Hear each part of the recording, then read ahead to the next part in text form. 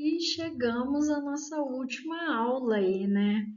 É o período de redemocratização do Brasil. Eu vou falar alguns conceitos gerais, depois eu vou pincelar algumas coisas que eu acredito que sejam essenciais assim em cada governo, né? Conforme eu já tinha falado na ditadura, eu já adiantei algumas coisas, né? Na aula da ditadura do golpe de 64. Aqui a gente vai aprofundar um pouquinho mais sobre o que eu já vinha falando no final da aula de 64. Então, por que é importante isso? Primeiro, para a gente entender o que é ditadura, o que é a redemocratização, como é que foi o período, entender que a gente tem uma república ainda muito jovem, um período democrático, né? Que aqui a gente fala que é república nova. Então, assim, o tempo da redemocratização no Brasil ainda é muito recente, se for parar para pensar na história como um todo, né? Que é mais de 500 anos que a gente tem de história aí, desde a chegada do europeu, e uma história muito milenar anterior a isso, com os nativos indígenas aqui do Brasil. Então, entender como é que foi esse período de transição é fundamental para a gente entender como é que a gente está hoje, né? E para o Enem, eu acredito que seja questões muito importantes, assim, relacionadas à atualidade, talvez possa ajudar vocês também na construção da redação. Então, assim, é sempre muito importante a gente saber ter mais conhecimento. Esse slogan aí, amanhã vai ser outro dia, que tá aí na foto, é de uma música do Chico Buarque, né? Que fala amanhã vai ser outro dia, hoje você é quem manda, falou, tá falado, não tem discussão. Então, assim, é muito relacionado a uma crítica à ditadura e era uma música protesto. E aqui nesse período da abertura econômica, né, da abertura política, começou a ter mais e mais protestos, né? Na medida que não foi tão sufocada assim pelos militares. Então é importante para entender o significado das lutas populares na vida política, construção, consolidação, manutenção da democracia no país. São assuntos, né, para a gente exercer cidadania, saber por que, onde estamos e para onde estamos indo. Então, o que aconteceu? A gente teve o fim do milagre econômico, entre aspas, aí, porque não era bem um milagre econômico, a gente estava tendo índice, mas como não podia se ter uma discussão a respeito da. Né, não tinha abertura da imprensa, não tinha abertura de denúncias, então a parte da inflação que o Brasil estava vivendo não era dimensionada naquele período. Quando se abre o período para redemocratização, é que aí a gente viu que as consequências do período militar, que era má gerência, o milagre econômico não foi um milagre econômico, né? Porque aumentou as desigualdades, os militares tinham aquela ideia de primeiro a gente faz crescer o bolo para depois dividir. E esse bolo não foi dividido até hoje, nem o crescimento do econômico foi lá grandes coisas assim no período militar. Então começa uma crise econômica galopante aqui, né? Galopante que já vinha desde do JK, né? Desde os primórdios, intensificou com o JK e aqui a gente viu, né? Na medida que foi começando a abrir as denúncias, né? E os noticiários, a gente começou a ver uma crise inflacionária de, se eu não me engano, quando o Sarney no último governo do Sarney, a gente estava com 1.700% de inflação, para vocês terem ideia, no ano. Então, assim, esse período da redemocratização é um período onde os sindicatos começam a ter mais vozes, é, as críticas ao governo também, os movimentos é, das fábricas, né, que é dos sindicatos. Então, assim, estudantes, igreja, associação de moradores. Então, houve essa abertura política para que essas pessoas pudessem ter mais voz. E com essa abertura veio também a lei da anistia, que eu falei, né, que foi no governo de Figueiredo. Essa lei da anistia anistiou, né, não somente aqueles que tinham saído do país, como também dos militares. Então ficou elas por elas. A gente, vamos fazer assim: a gente abre o Brasil politicamente e em troca vocês não vai ter punição pra gente, né? Para os crimes horrendos que vocês vão acabar descobrindo aí agora. Então, ao mesmo tempo que permitiu que outras pessoas viessem para o Brasil, né? Os contrários ao regime militar que foram perseguidos, houve também essa não punição. E isso daí, conforme eu falei em outras aulas, isso é uma ferida ainda muito latente no Brasil, no brasileiro, né? Que a gente sempre conhece alguém, né? Algum parente que passou por isso, né? Por perseguição, ou algum tio que é militar. Então, cada um conta a sua versão, alegando suas próprias razões para que as coisas tivessem acontecido aqui no Brasil. Mas a real é que os militares eles só conseguiram piorar a nossa dívida econômica.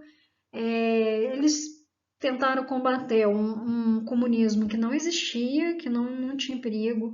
Existiam sim alguns partidos comunistas aqui, mas eram grupos muito pequenos, a probabilidade do Brasil virar comunista era muito pequena.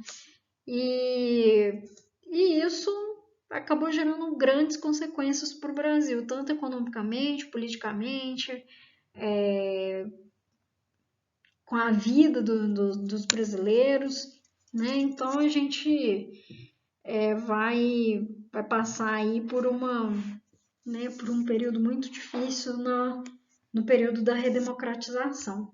Então, assim, junto com isso também voltou o pluripartidarismo, né? Que é a possibilidade de ter vários partidos, né? E poder ter uma oposição para o governo.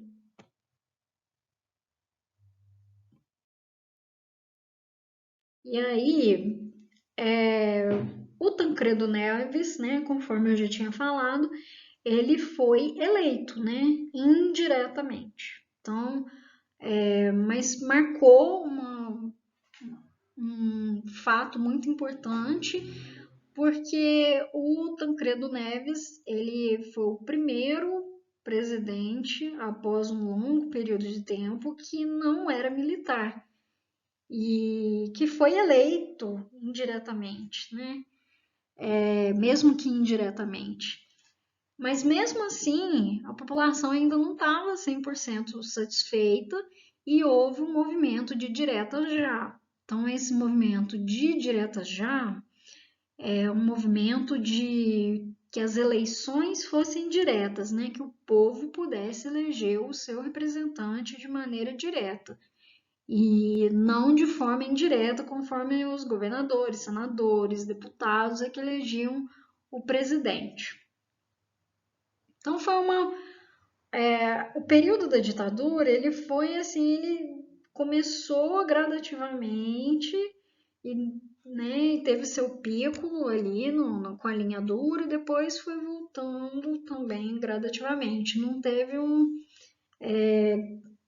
choques. E com isso, o que que acontece? A pessoa vai acostumando, né? Quando a coisa é gradativa, né? Você perde um direito aqui, dali um ano você perde outro direito, dali um ano perde outro direito, então você não sente essa mudança brusca de uma hora para outra, não assusta. Então, isso é uma das medidas que os governos usam para acalmar a população e não ter grandes revoltas. Então, conforme eu já tinha falado, a eleição do Tancredo ela foi a primeira, só que o que aconteceu? Ele ficou doente, né, na véspera da posse, ficou internado 37 dias e acabou falecendo. E quem assumiu foi o vice José Sarney, que está aí na nossa política aí até hoje. Então, quem foi o Sarney? Né? O Sarney, ele é uma figura, né? Herdou aí, primeiro, um país que estava com alto índice de inflação, devendo, né, para a comunidade internacional e com essa bagunça, né, de um governo que não era democrático, né, saindo de um autoritarismo, caminhando para uma democracia. Então, o que que ele faz? Uma das medidas que ele fez foi a Constituição Cidadã, que a gente tem aí até hoje, que é de 1888. A gente já teve várias emendas, mas é essa até hoje, né? A gente segue ela e é isso que assegura os nossos direitos, né? Tem ali, tá no papel, é a lei, né? Houve um tempo para execução, e isso, de certa forma, colocou um fim no autoritarismo, embora o presidente ainda não fosse eleito pelo povo, né, de forma direta, mas ali garantiu o voto para presidente, direitos cidadãos, direito de ir e vir, direito de liberdade de expressão. Então aqui foi marcada, que deu um marco assim, o pontapé, o último pontapé que estava precisando para o período da redemocratização. Então esse aqui é o Sarney, né? Aqui eu peguei um mapa mental aí que trazia as principais ideias aí. Então ele assumiu a presidência em caráter interino, os governos daqui para frente eles tentam controlar a inflação, a hiperinflação, controlar também, tentar pagar essa dívida externa, tentar valorizar a moeda. Então, todos eles tiveram planos que, né, só foi consertado com o Itamar Franco, quando o Fernando Henrique Cardoso estava no comando ali né, ministro da Fazenda. Então, primeiro nós tivemos o plano cruzado, que transformou a nossa moeda em cruzado, não conteve a hiperinflação, aí instituiu uma nova moeda, o cruzado, aí houve congelamento de salário, de preços, de taxas de câmbio, até tinha os fiscais do Sarney que ficavam controlando aonde que ia aumentar preço e aonde que não ia. Então ele congelou o preço das coisas e na tentativa de controlar a inflação. Só que o que que acontece, né? Não adiantou nada disso, né? A parte boa é que ele constituiu, né, implementou a Constituição de 88, que é chamada, né, conforme eu já tinha falado, Constituição Cidadã, restabeleceu eleições diretas, direito ao voto para os analfabetos, fim da censura e a demarcação de terras indígenas veio daqui. E aí, em 89, teve eleições, o Lula aparece desde aqui, né, tentando garantir, mas quem ganha é o Fernando Henrique. Mentira, né? Fernando Collor. Eu ia falar Fernando Henrique, né? Então foi o Collor que ganha. porque era conhecido como o caçador de marajás, defensor dos descamisados, é, e ele vinha com uma política de que ia, né, campanha dele de que, que ia controlar a inflação, melhorar a política do Brasil. E aí veio o Collor, né? O Collor tentou combater a hiperinflação e ele é famoso. Pergunta para os pais de vocês. Ele bloqueou todo dinheiro que a pessoa estava juntando no banco, né? As finanças, a poupança, toda a poupança que a pessoa estava juntando e confiscou. Não poderia fazer o saque de até 50 mil reais, uma coisa assim. Na verdade, não era reais, era o cruzeiro. E isso deixou a população revoltosa, né? Isso daí foi tendo fermento para o processo de impeachment, né? Que a gente sempre associa o impeachment agora com a da Dilma. A gente está mais atento a essas questões, né? Então houve uma abertura. O que ele fez? Ele foi o que começou com o neoliberalismo e busca de capital estrangeiro, de mercadorias. Ele tinha essa política assim mais voltada para o neoliberalismo. Só que ele, juntamente com isso, ele não resolveu a inflação, a população estava pé da vida com a questão dele ter bloqueado as contas correntes e as cadernetas de poupança no intuito de tentar melhorar a inflação. E o que aconteceu? Houve um escândalo de corrupção envolvendo a figura dele, né, que é o caso do PC Farias, né, que isso desgastou muito o governo dele, de desvio de dinheiro também, né? Então, o que aconteceu?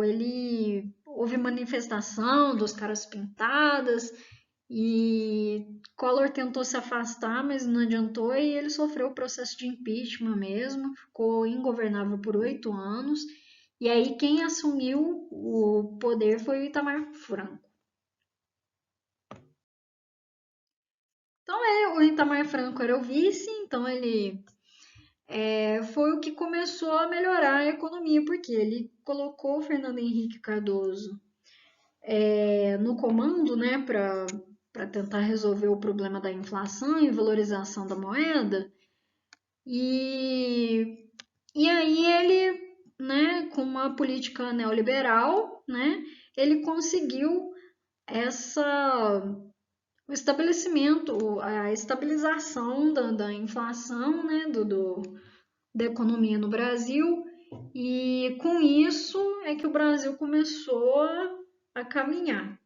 Então, aqui eu trouxe uma charge aqui do Itamar Franco, é que ele é sempre representado com esse tupete aqui, né? Talvez, né, possa ajudar vocês, porque essa daqui é a oficial, tem várias fotos dele com um tupete desse tamanho aqui mesmo, viu, gente? Então, ele governou de 92 a 95, e aí tiveram novas eleições. Quem saiu vitorioso foi o Fernando Henrique Cardoso, porque ele ficou famoso ali por ter estabilizado a moeda, então ele conseguiu estabilidade econômica no país, só que ao mesmo tempo ele implantou muitas medidas, ele foi muito criticado pelo neoliberalismo, que o neoliberalismo é o quê? É a intervenção mínima do Estado, né? E questões sociais, né? Questões sobre fome, questões sobre né, a desigualdade no Brasil, isso caberia, né, e seria solucionado a longo prazo a partir do momento que o Brasil decolasse e essas pessoas, né, geraria mais empregos e essas pessoas elas acabariam tendo a ascensão social, né? Que o Estado não é responsável por isso. Então, tudo que a gente tinha para ganhar dinheiro no Estado foi privatizado, e essas privatizações, elas incluem o mercado internacional. Então, tem coisas que a gente entrega para o mercado estrangeiro porque é privatizado, deixa de ser público para ser particular. Então, vende ações, vende indústrias. Então, essa agenda neoliberal, ela prejudicou, né, no sentido de da gente perder um pouco do Estado, né, como provedor de crescimento, de fontes de renda para o Estado, né, vamos colocar assim. Ele aumentou juros, né, ele é o responsável pelo juros monetário, uma coisa assim, SMI, eu não sei, tem então um nome que eu não estou lembrado muito não. Mas, enfim, ele aumentou os juros para a população. Então, assim, ele foi muito criticado porque teve envolvimento com esquemas de corrupção. Ao mesmo tempo, ele estabilizou a economia, conseguiu estabilizar. Ele implantou a lei de responsabilidade fiscal, ou seja, os governantes eles teriam que se responsabilizar por endividamento, essas coisas. Só que com essa agenda neoliberal, ele aumentou a dívida externa, interna, teve o problema do apagão em 2001. Não sei se vocês se lembram, mas assim, a forma como por conta, né, o país é muito dependente da energia hidráulica, né? E como a gente teve um período de pouca chuva, então a forma que ele usou para tentar resolver isso foi tentar implementar multa para quem excedesse o número de quilowatts-hora, né, de energia elétrica e bonificação para quem conseguisse reduzir. Então, esse apagão energético prejudicou muito ele. Ele conseguiu ficar 2 anos, né? Foi ele, inclusive, que implantou essa coisa de poder se reeleger. E aí, quem entra no lugar dele, né? O governo dele fica desgastado por isso, pelo índice de desemprego, de pobreza, do apagão energético. E aí, quem entra pela primeira vez, é um governo de esquerda no Brasil, que é o Lula, né? Que a gente tem a figura aí. Eu vou falar só até aqui porque historiador precisa de um certo tempo assim para analisar. E Lula, Dilma, Temer e agora Bolsonaro ainda é uma história muito recente. A gente precisa dar uma distanciada para poder fazer uma real interpretação do que está acontecendo, né? Então, eu vou falar um pouco do Lula porque na apostila de vocês já fala. Então, ele entrou com medidas populares, ele tinha ideia do Estado mais forte, foi ele o responsável pelo Fome Zero, que foi tentar associar as pessoas à agricultura familiar. Ele implementou o Bolsa Família, né, que é a concessão de uma quantia em reais para populações que recebessem menos que um salário mínimo, né? Então ele ampliou as universidades, né? Com ele que começou a ampliação das universidades. O Bolsa Família ficou atrelado também, porque tinha o índice de escolarização era muito pequeno, porque algumas crianças precisavam trabalhar para as famílias, então para receber o Bolsa Família, a criança tinha que ir para a escola. Então ele pegou um governo estável e começou a implantar pela primeira vez políticas de caráter social. Só que, ao mesmo tempo que isso, ele foi envolvido com esquemas de corrupção, de mensalão. O mensalão foi o que mais ficou famoso, né? E, né, e o que aconteceu? ele precisou pagar uma quantia, né, de propina para a população, para os governadores, né, para a parte do governo, para que as ideias dele pudessem ser aprovadas no Congresso, né? Então, sob essa justificativa, né, essas propinas. E o que, que acontece? O governo dele é muito criticado por isso, é muito criticado também porque ele foi responsável pela criação do SISU, né? E do Enem, do ProUni, né? Do ampliação do Enem, erradicação do trabalho infantil, né? Que começou ali no FHC. Então, assim, o Lula é uma figura também problemática, né? Porque apesar de ter alguns ganhos, o Brasil ele já pegou um Brasil que estava começando a se estabilizar e ele conseguiu fazer crescer no segundo mandato, né? No primeiro ele ainda, né, deu umas derrapadas na economia, mas aqui ele já conseguiu, né, no segundo mandato dele, que a economia do Brasil, né, avançasse e, inclusive, lançando a candidatura da Dilma Rousseff, que também era do PT, e sendo a primeira presidente eleita mulher a, né, a ficar no governo do Brasil. Né? A gente não tinha antes uma mulher como presidente. Então eu encerro aqui com vocês. Caso vocês tenham algumas dúvidas, eu estou aberta. Qualquer dúvida, quiser entrar em contato comigo. Espero, para quem eu não consegui ver, espero que faça uma boa prova do Enem, tranquilos, e que seja um Enem tranquilo. Um beijo enorme para vocês. Até mais.